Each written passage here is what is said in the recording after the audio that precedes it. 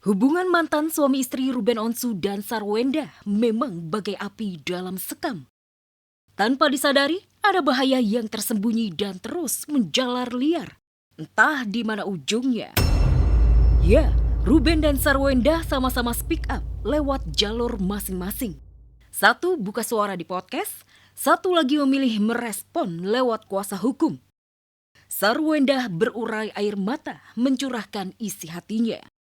Salah satunya yang mencuri perhatian adalah soal Ruben dituding selingkuh saat mereka masih menjalani biduk rumah tangga. Perihal kasur yang menjadi pemantik.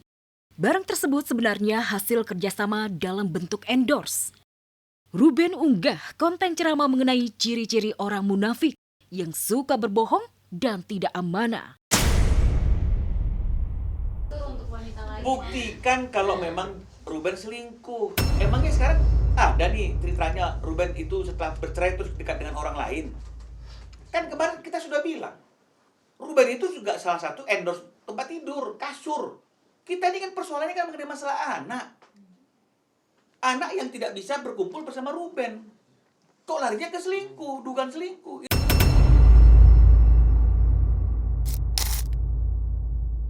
Gak hanya itu, Sarwenda pun menghantam lagi Ruben dengan tudingan jika ayah dari ketiga anaknya itu terjerat pinjol.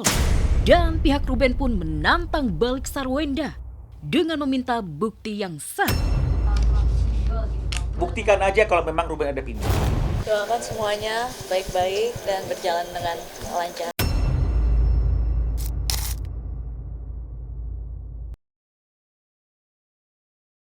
Ya, selama ini dikenal kalem dan penyabar, pertahanan Sarwenda akhirnya runtuh.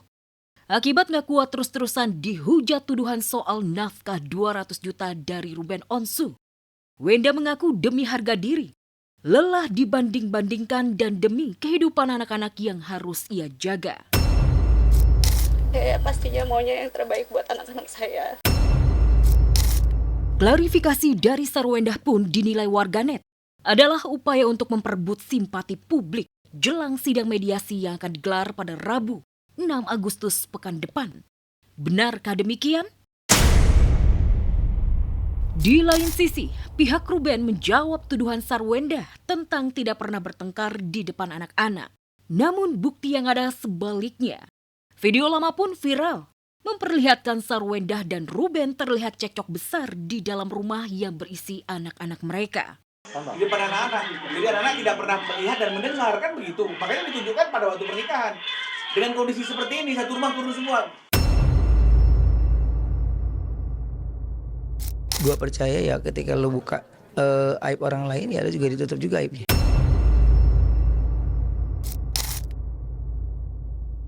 Sementara itu, Betran Peto putra Onsu justru memberikan reaksi keras lewat unggahan di media sosial pribadinya dengan satu kata, bohong.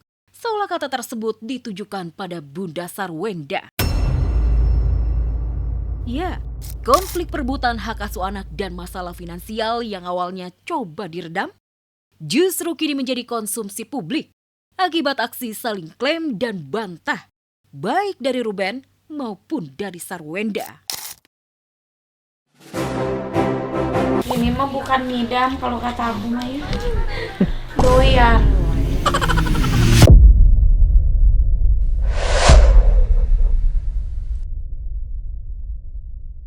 Penyanyi dangdut Lesti Kejora sepertinya sudah mulai ancang-ancang persiapan jadi warga Bali nih. Apalagi villa impian senilai puluhan miliar sudah berdiri kokoh di Pulau Dewata. OTW jadi warga Bali, ibu 3 anak ini mulai belajar masak makanan khas Bali. Lesti memang doyan masak di dapur. Ditemani sang suami Rizky Bilar, Lesti pun belanja sayur mayur di warung kaki 5 pinggir jalan yang lokasinya nggak jauh dari villa. Kita lagi ada di warung di Bali dekat rumah. Yeay. Kampung seikat ini berapa? 2.000.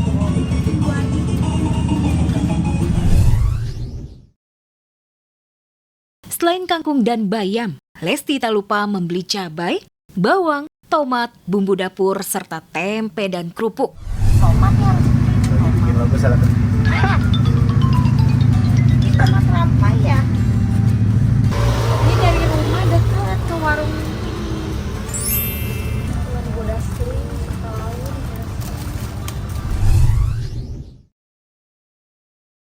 Semua keperluan masak di dapur sudah lengkap. Sekarang waktunya masak.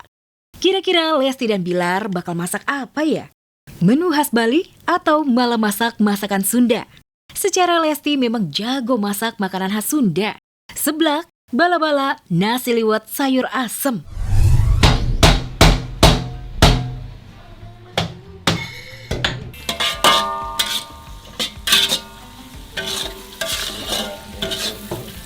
Dia mau daun salam lagi.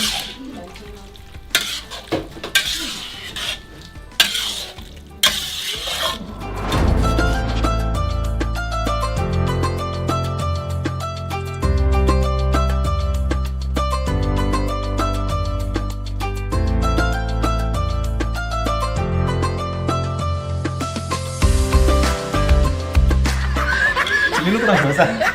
Gimana pemirsa? Mantap? Dowo, namanya Dowo. Ya aku loh dia masak nih. Oh pada diem? Mantap. Enak nggak? Enak banget. Dewi Fortuna sepertinya sedang tidak berpihak pada ratu YouTuber Indonesia Ria Ricis. Baru saja bahagia usai menggelar pesta ulang tahun anak sematawayangnya Moana dengan megah, mewah, dan meriah. Kini Ricis ketiban naas. Mantan istri Teuku Ryan itu kena teror salah satu vendor yang terlibat dalam Ulta Moana. Tahun lalu ditipu markup budget birthday. Tahun ini diserang secara pribadi sama salah satu vendor birthday Moana kemarin. Padahal aku nggak tahu apa-apa. Udah aku doain baik-baik malah diblok. Nasib janda selalu salah. Nggak tahu bagaimana Bu, yang paling PR? Nggak ada ya semuanya ya? Semuanya lancar sih, kita semua udah benar-benar dimudahkan oleh Allah Subhanahu wa Ta'ala. Karma Israel 2 tahun berturut menggelar pesta Ulta Moana, namun tidak mengundang mantan suami yang juga ayahnya Moana. Ricis pun mendapatkan balasannya. Pesta Ulta mewah selalu diterpa masalah. Ayah Moana kemarin kita sempat mau undang, tapi ternyata setelah itu ada satu dan lain hal yang membuat akhirnya kita hold dulu. Kalau nggak salah juga bapaknya mau bikin acara sendiri untuk Moana. Nah, kalau lagi sama aku, dia fokus sama aku, lagi sama ibunya pasti fokus sama ibunya. Sejak resmi 3 Mei 2024, Ria Ricis dan Teuku Ryan memang selalu membuat pesta Ulta terpisah untuk Moana. Ricis menggelar pesta Ulta yang megah, mewah, dan meriah. Sebaliknya, Ryan hanya mengadakan pesta Ulta secara sederhana. Tahun ini Ryan mengajak Moana merayakan ulang tahunnya bersama anak-anak disabilitas. Alhamdulillah, ya semoga Allah terus memberikan rezeki untuk kita yang berkah, yang halal, dan pastinya untuk keluarga semuanya. Kan kasih senang anak itu pasti baik banget kan. Nah, karena tahun ke tahun kemarin juga itu setelah kita kemudian bapaknya bikin acara seperti itu. Ria Ricis, si ratu YouTuber, selalu senang membuat pesta mewah untuk Moana. Sedangkan sang mantan suami lebih senang perayaan sederhana namun syarat makna.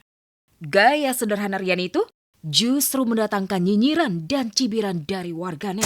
Apalah, mereka kan berhak untuk menyampaikan, berhak untuk komen, itu kan urusan mereka sama Tuhan ya. Kalau saya nggak pernah menjadi perlombanya dalam hidup ya, bisa makan besok aja alhamdulillah, itu aja sih. Insya Allah baik-baik aja. Kalau dari saya insya Allah baik-baik dan nggak mau gimana-gimana lah, apalagi soal anak ya.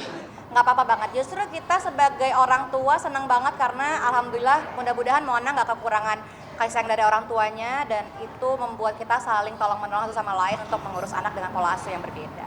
Buat anak kita harus kompak, apalagi kan Moana udah makin lama makin gede, dia udah makin ngerti, jadi sembari dikasih pemahaman bahwa ini ayahnya akan bikin acara, ibunya bikin acara, jadi dia udah mulai paham dan dia happy kok dengan itu. Malah dia senang katanya acaranya ada 2, aku mau ini, semuanya ada. Gitu.